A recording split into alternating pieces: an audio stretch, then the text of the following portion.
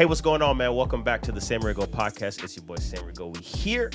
It's an honor for you to join us. This episode is sponsored by the Georgia Educators of Equity and Justice. It's an organization dedicated to elevating the teaching profession with a special focus on empowering teachers in the environment and especially Black educators. Make sure you check that out. Today, I got my boy Dustin with me, man. What's going on with you, man? Man, we're just living the life. I feel like it's always like that. Like we talk for 3 hours and then it's like, all right, now record. Right. Let's talk. Right. But no, man, I'm glad you're here, man. You're somebody that I connected with, I want to say, a little bit before the pandemic. Yeah. I think it was like How probably did we 2019-ish. connect again? It was I think it was just through IG. through Like IG. Yeah. both teachers, Yeah. common interests.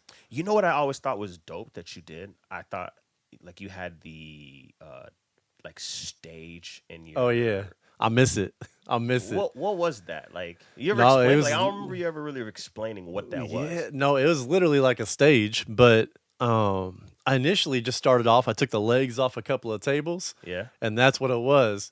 But then one of my former students' parents built this like elaborate stage, and I was like a whole big thing. I could fit the whole class around that stage. So it was dope because then we painted in whiteboard paint, yeah. so they could come around if I was doing a math lesson. write They could on it. solve the problems like all together right there. Yeah. And then when we split out, they weren't at their desk. Yeah, no, I miss it. It was good. Yo, And then kids led lessons that came up there too. See, I remember that. I remember you miss had like that. something about it every week or Yeah. something like that. What was dope is like I remember being like I used to just all teachers do it. Like you see people do stuff online, you just Oh copy yeah, it. copy paste. Right? You just copy Until like you oh, learn so your that's own what they're niche. doing. Like, Like, yeah, all right, watch this. Like, but it's hard for me to see guy teachers that don't make it all about them. yeah, So, that's like, true. You know what I mean? Like it's like, hey, That's I'll facts. follow this teacher account, and it's like, oh snap, this is really cool. Whoa, why are you shirtless in the sauna? Why is this now in my feed? Why is now? All right. You know what I mean? Why are you? You know what I mean? Like, I don't know. Like, Shirtless in the sauna's crazy. but it was like that. You'd see Right. people like they. It wasn't really about education, Yeah. and I think what gravitated me to you is that like, I mean, you were trying to get the most out of your kids. And you're originally from Indiana. Indiana. We're in Indiana because I know my whereabouts in Indiana. Yeah, so I grew up in Richmond, an hour east of Indianapolis. Yeah. And then I went to college. I started college at Huntington University, which is northern Indiana, like Yeah. Fort Wayne area. Yeah. A small Christian college. And then I transferred down to IUPUI in Indianapolis. So I spent time there. Indiana University, Purdue University. What's the last I? Indianapolis. Indianapolis. Yeah. Okay. So I finished my program there. Yeah. I taught 3 years in Louisville, Kentucky. Moved back to Indiana. Yeah. Taught in Indianapolis for 8 years. Then moved Yeah. down to Atlanta, 3 years down here. Well, now I'm in year 4 down here. So And year now you're 15 you're overall. down there, and you've always taught what? So I taught 3rd grade for 3 years. I taught 4th grade for 8 years. Then when I moved down here, I taught 7th and 8th grade for a year, which is Ooh. wild. Never again. Yeah. And then I went back to 4th and 5th grade. Now I'm 5th grade math and science. So I've been kind of all over. And you've stayed math. Nah, so actually until I moved down here, I always taught everything. Okay. So it was only when I moved down here that I started teaching just math or math and science. Yeah. Yeah, I kind of miss Sounds- teaching reading sometimes. Hey, I'm similar to where I taught everything down when I was in Miami and South Florida, and then when I came up here, I've only done reading, Okay. which I like. Yeah. I like being like I don't know if teachers like that, but I think we do better when we focus on one specific thing. And I know when teachers teach other things, you can teach a little bit of social studies, a little bit of science, a little bit of this, and it's kind of like a jack of all trades, master of none. But I think it's so good that people can literally focus on one thing, and the kids learn the best out of that. For sure. I think it's like twofold, right? Because Yeah. for me, I love teaching reading. I miss teaching that just because like the real world topics, all the hot button topics too, you easily pull like an informational text, Yeah. allow them to read and then have those conversations about things going on in the world around them. It's harder right now with the math standards I'm teaching to tie in those real world connections. You're not. Like science, yeah, but like when it comes to those things that kids really care about right now, it's harder to pull that into a math lesson. So I miss that. I also miss like when kids are a good reader but they struggle in math. I don't get to see the side that they're really strong in. I don't get to see that anymore. The Yeah. last bit I miss is that just I feel like the community is a lot stronger. Like when I had kids from bell to bell, like the Yeah. community I could establish in that room was so much stronger. Even right now, I notice with my homeroom class, I only have like an extra 20 minutes a day. Yeah. But even that time, like the community in that space is already stronger than the other rotation of class. Why is connecting like why is that important to you? Man, I feel like I never really had very many teachers that I truly connected with. So I don't know. There were certain times where I struggled in school and I didn't know who to go to and I didn't know like who I could lean on to get the support I needed. So really, since I started, like my whole thing's been relate and educate. Because I'm like, when kids feel connected to somebody in that space that they can lean on when things are tough, when they don't understand, that they know like they want to challenge them, but Yeah. they're gonna support them along the way. I feel like kids will work a lot harder for somebody that they know respects them, cares about them, and sees them beyond just being a student, like being a I person. I agree with that. This year, Yeah. man, I'm teaching like 5th grade. Right. And for the most part, I've been teaching first and second 10 years, Bless you. right? I can- It's so dope. It's the best. It's the best, honestly. And if you're a first or second grade teacher out there, I love you and I'm jealous of you because I like teaching that grade. But I'm doing 5th right now. And one of the things I really like about this is I could like talk to them differently. Yeah, you definitely can. Yeah. You know what I'm saying? Like, and they talk to me differently. Absolutely. Because they have more insight and they have curiosities and things that they ask. So I think it's dope. Would you ever teach high school? Absolutely not. I like my former students, like to connect with Yeah. them in high school. But man, I don't know. I think I could coach a high school sport, Sure. but I think being surrounded by high schoolers all day, What's I so don't bad know. about it? Like what's so bad about teaching high school? I feel like for me personally, I feel like there's gonna be two ends of the spectrum. Like one, the kids that they feel like they're closer to you in age, so they think they're your friend. They Yeah. want to befriend you, and they don't understand the boundaries. And then two, they don't understand the boundaries on the flip side. They want to challenge you on everything. And I feel like Yeah. it's different with a high school kid that's my size or bigger trying to challenge me, as opposed to like a fifth grader's just having a bad day. And you Yeah. can still kind of, you know what I'm saying? Like, I think I could I got some friends that teach high school and they love it. And I see Yeah. their relationships with the kids and it's Because dope. it's different. It's different. It's dope. different. Like I like seeing different. the way they interact with the kids. It's even like I feel like it's what you experience from first, second to fifth. Yeah. Like that again, like you're talking to kids about stuff that could so I get that side. Like I could impact a kid that's really at the cusp of like changing where they're about to Yeah. be Yeah. in their headspace. So I think it'd be cool, but also I don't see any content I would love to teach in high school, to be real. Would you ever teach college? Because I now you're mean- not doing kids, right? We're called the Yeah. kids. We love kids. We teach kids. We're male educators and kids. Would you ever teach college, though? I think that if I could sustain my level of energy and passion for teaching that I have right now, I think like towards the tail end of my career, I might be able to consider it. Like if I could find a way to still ignite like new idea, like new thinking around how to teach in the classroom pedagogy and like classroom practices, instructional like practices, classroom management. I think I could still do that maybe at the tail of my career, but right now I don't have any interest. So this past year, I did college. Okay, Right? I how'd you did feel a about that? semester in college, and I teaching college is different because they have a different level of investment. They're not being well, a lot of them are their parents are telling them to be there. Right. But it's a lot of like, we have our life in mind with all this. And it's pie in the sky where they're like, I want to do all these things. I'm going to be this. This is my first Right. step. And it's like, no, this is a step in who knows what your life will be. What I went to college for, I'm not working. And a lot of people in this country are not working in what they went to college for. So I think as I taught it last year, it was like, yo, it's just different. Yeah. And it made me say, I'll do it eventually, but right now I'm doing the classroom with the Yeah. elementary school specifically. Yeah. That's why I think I would have to wait till later when I maybe don't have the energy. the same level of energy I have for the young ones. Yeah, like yeah, it's yeah. still enough for the older ones because definitely even fifth grade, from fourth grade, it's that 1 year. Yeah. Like the energy Yeah, level yeah, is yeah, yeah, yeah, yeah. already going down. Like fourth grade, Yeah. I can have them hype all day with a minimal, but fifth grade, you like doing backflips to get them to sometimes be Yeah. as engaged as you want them to be. What's been the most challenging thing to you as a male educator? And I'll say mine. As a male educator, I often like when you work with predominantly women, Right. you're kind of you kind of have to walk on eggshells, how you say things, the way you say things, what you're saying. You kind of have to be a little different. Not that women can't take it, Right. right? I work with some of the strongest women, some of the most mature, some of the most, they're going through things. They get pregnant, they come back half the year, Yeah. they lose somebody in their family, they've got children that are going through things. So the women that I work with are really, really strong.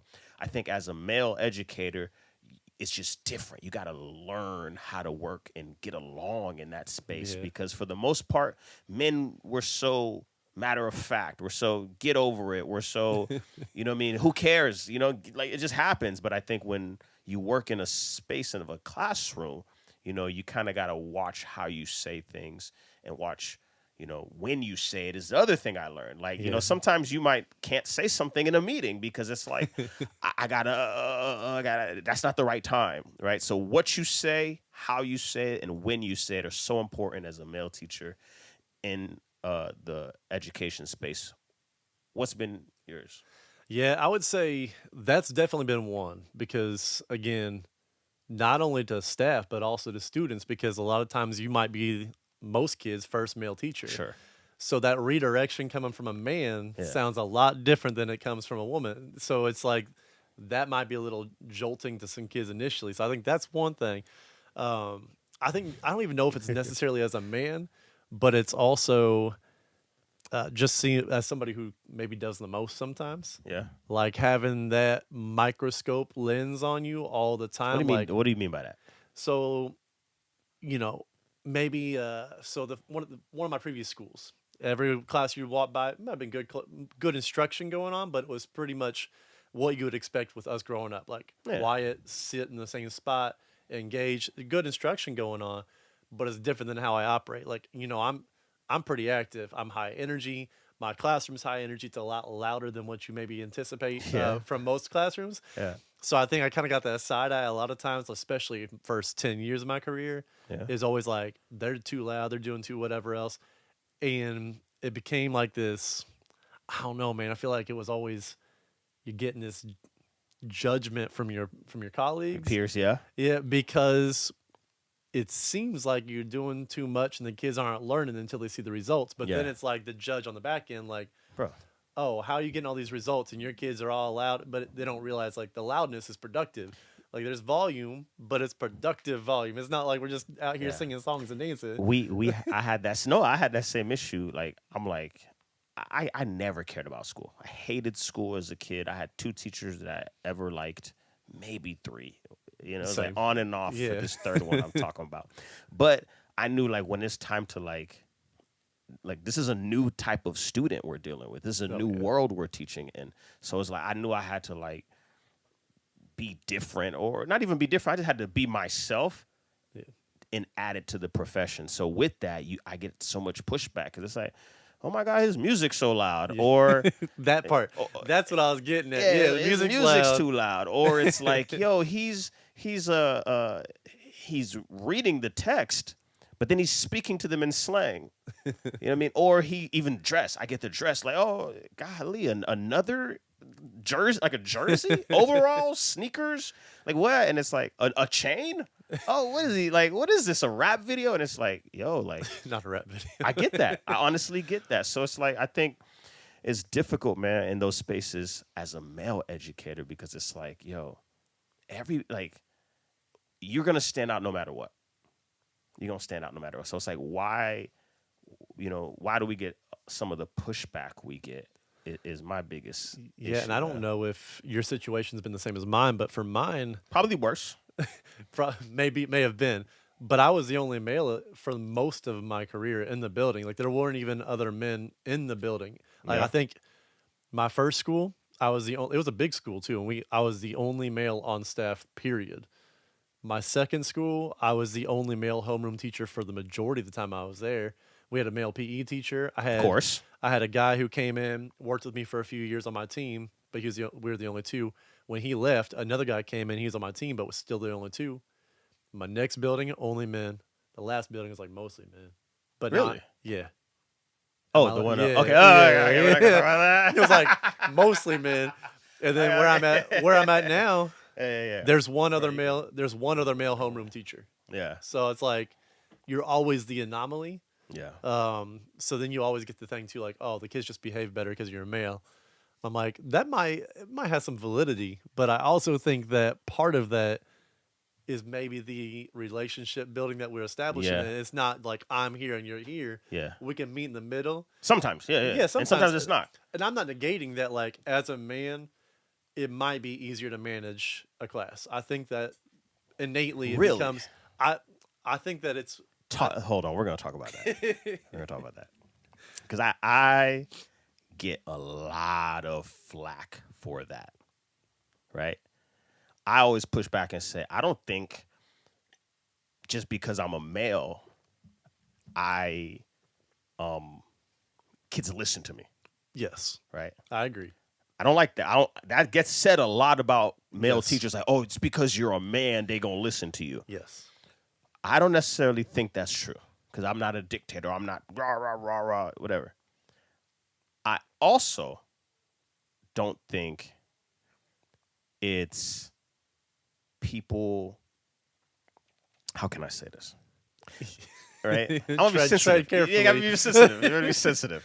This is that sensitivity I was telling you about. It's like what to say and how to say it. Yes. Right? But I don't think the kids just listen to me because I'm a man. But if they did, we should, like, what do we do with that?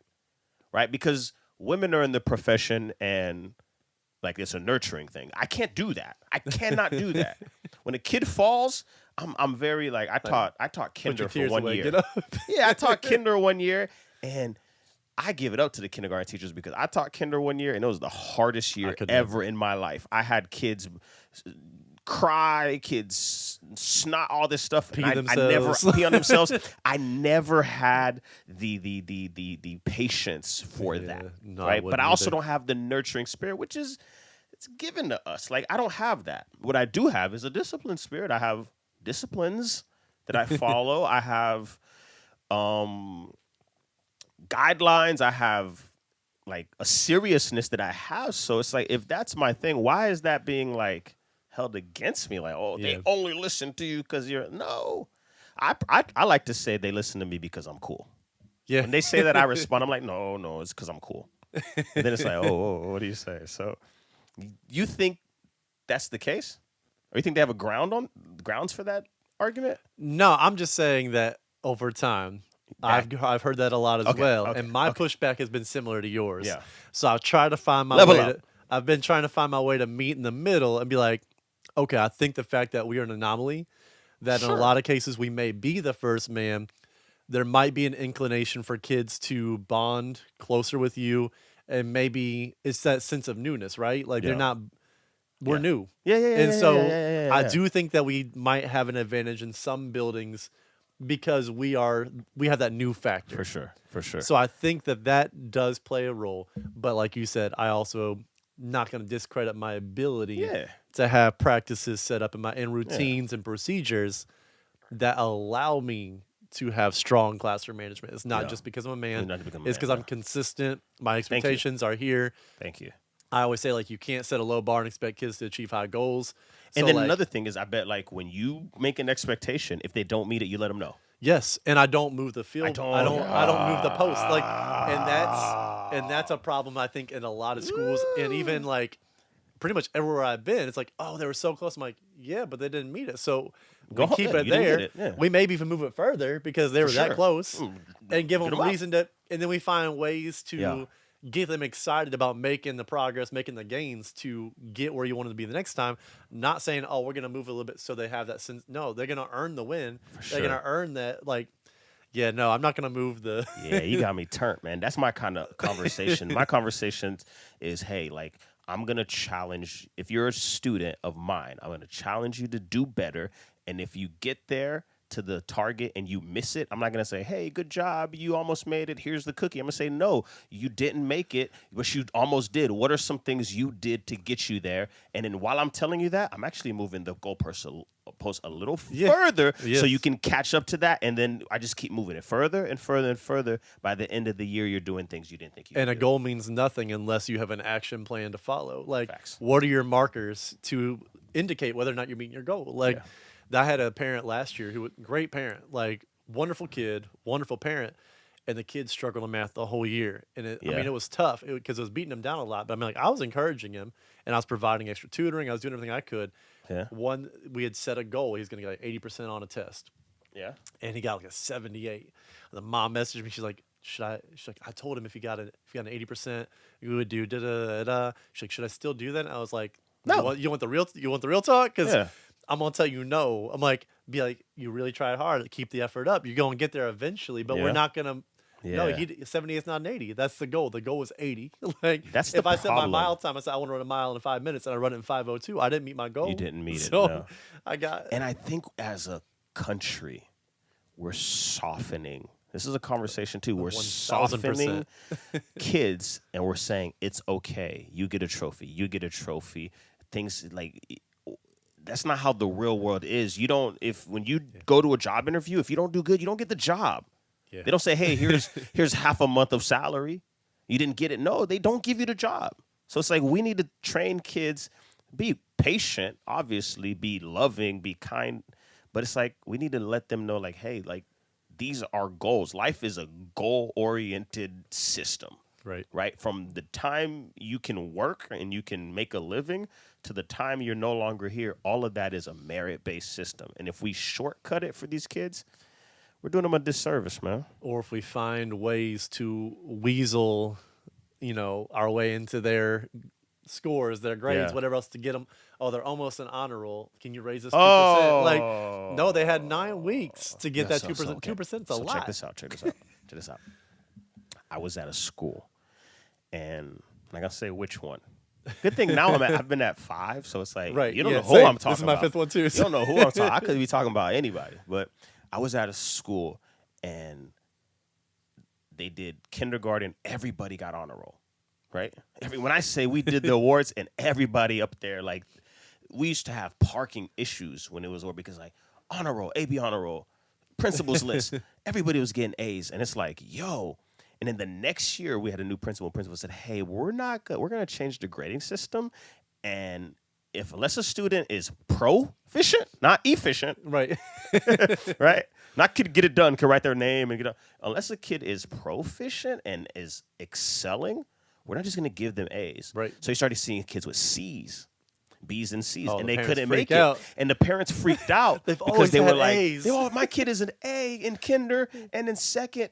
In first, and now they're in second. They don't have it. Well, they didn't deserve the kinder one. They didn't deserve the one in first. It was given to them. So you fast forward.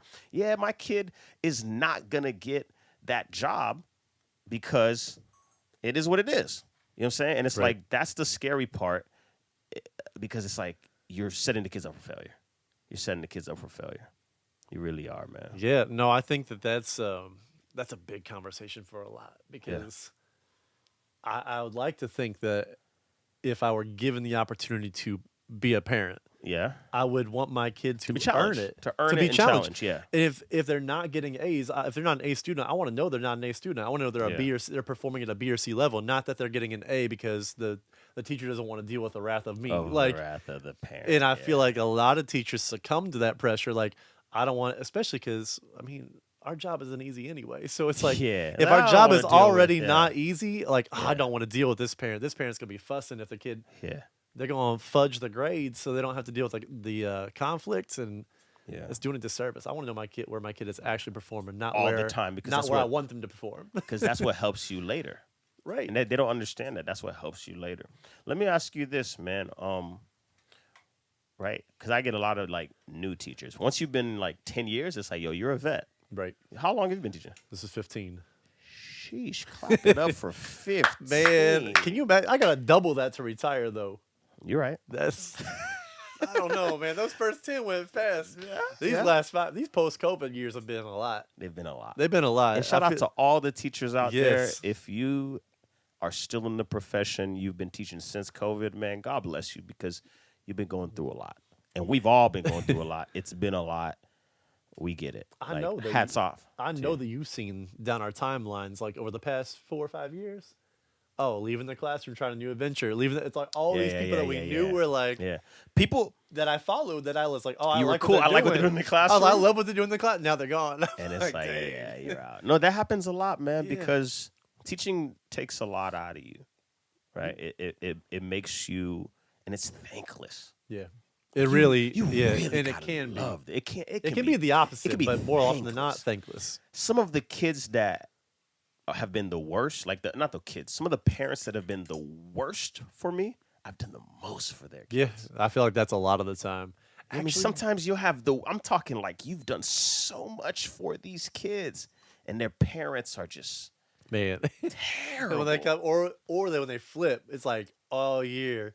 Thank you so much for everything you're doing for my kid. It's like, then they see something and and all they're of a sudden, I'm like, what? The past 8 months we've been like this, and now all of a sudden you're coming for me like that. Man, yeah. Or like one time they get like a consequence, and it's like all this. I'm like, so the past 8 months are it was a wash. all good. It's a wash now. Like, no, man. Yes.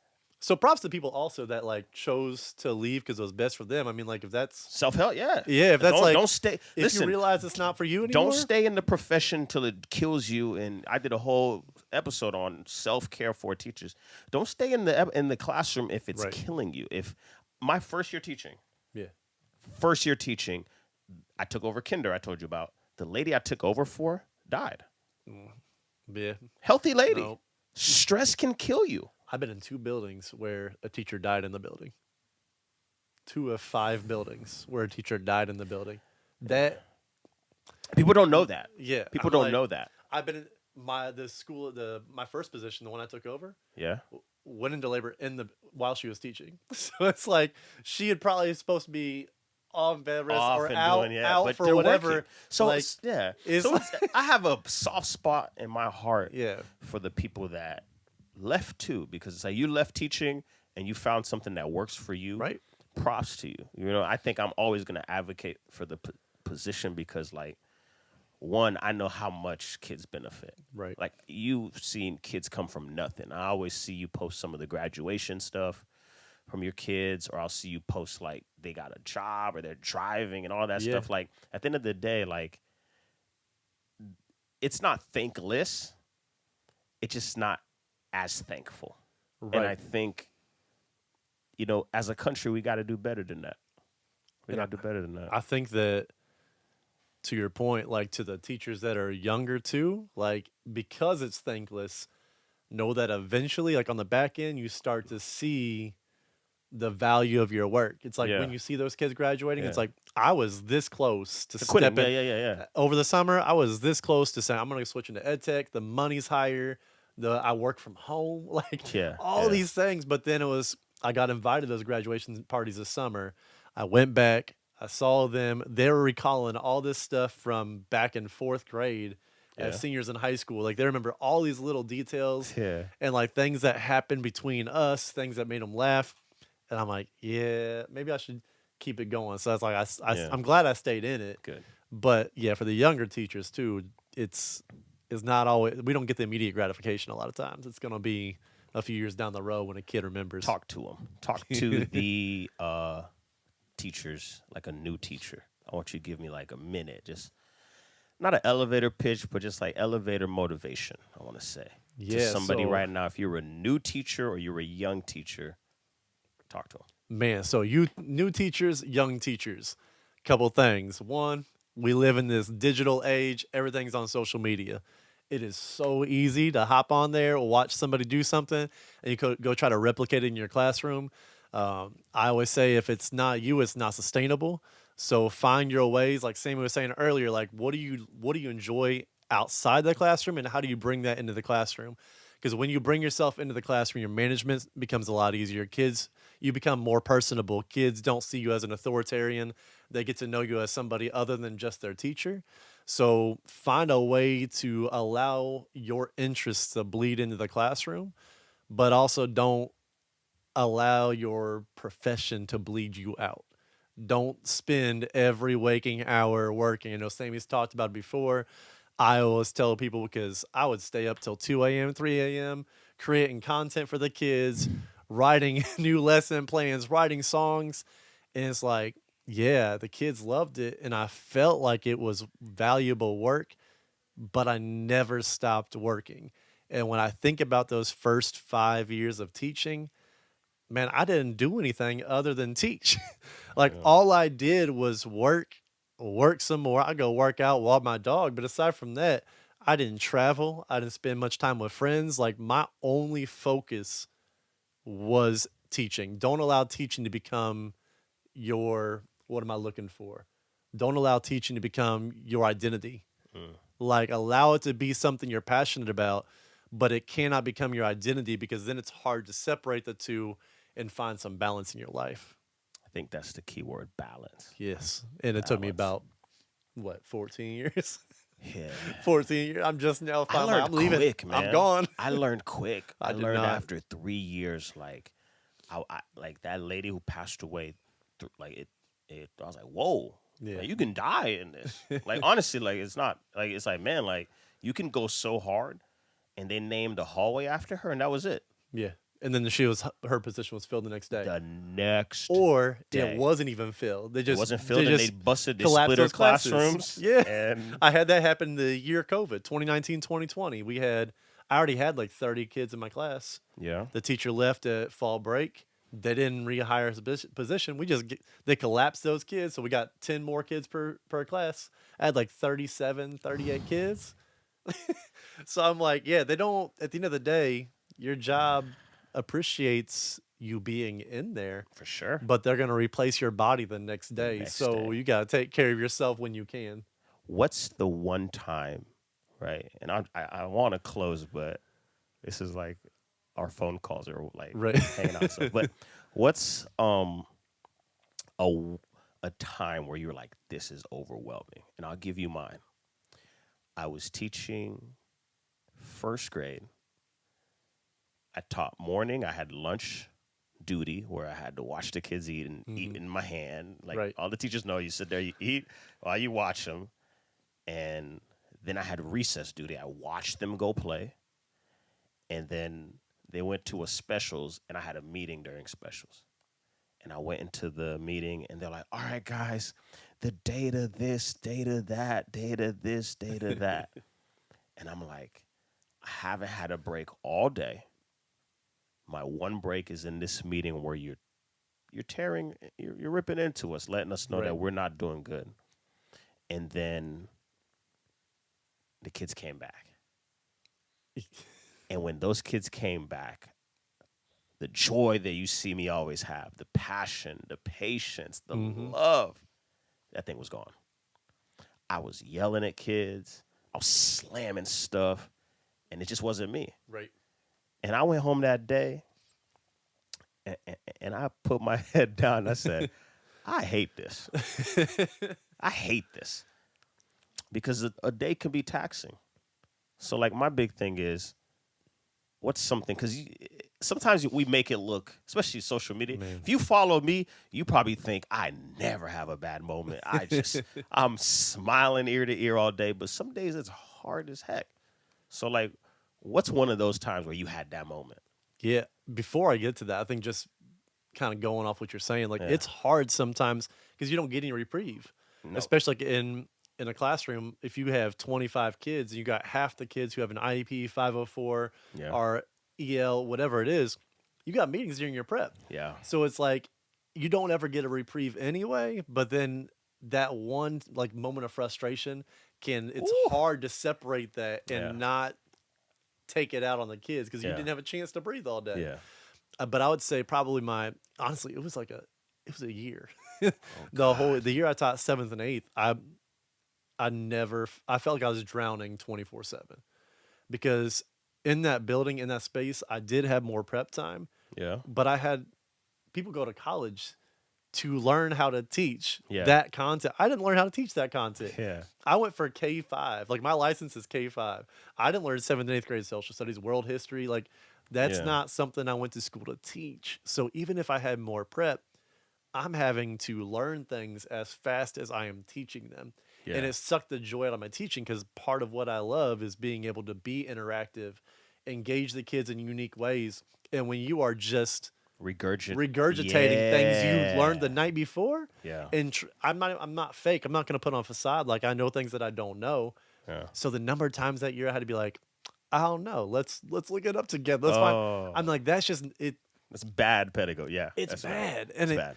But I also didn't have a choice. Like that's what I was hired to do. So it was like I was working my tail off. I was up to 2 a.m. most nights, just watching videos on like 1.5, 2 times speed, just try to get as much information, taking notes, and then create my own slides. So at least it's something I created. So I was internalizing. But man, that year it sucked. So when I went back to 4th and 5th grade the next year, oh my God, I was like on cloud 9 because I was like I found my joy again. So don't do things. Don't step into a position because you think the grass is going to be greener if it's not something you're already if it's not something that's in your wheelhouse. Because I forced the fit on that, and that year was not it for me. So overall, just be yourself in the profession. Facts. Listen, man, I love talking to you, man. I feel like we're gonna turn these off and talk for another hour. We'll do it again, right? Absolutely. Do it again. Your wife's an educator. You're an educator. Might have to pull her in. Hey, you hear that, Kiana? Hey, we could double it up. But no, man, I appreciate you. I want you to show more. I feel like you slowed down a little bit. I definitely slowed down. I'm trying to figure out how I slowed down back. too, just because I'm at a private school now, so it's like you kind of gotta like and that's part of it too. Like where I was before, I was there for so long that all the families knew me. So like posting stuff I was doing in the classroom, posting kids wasn't an issue. I'm like, I'm kind of, especially being in a new building again. I'm like, once I feel like the families know me well enough, I send out those forms. I can share more of what we're doing. But right now I'm like, I'm in a new building right now, and it's taking the parents, I could tell it's taking them a while to be like, is he about this? Is he what he is? Like what he's saying he is? Almost like, is it really this good? And like, so it's taken them a while, but I think we're at the end of the year almost, and it's like, oh, wow.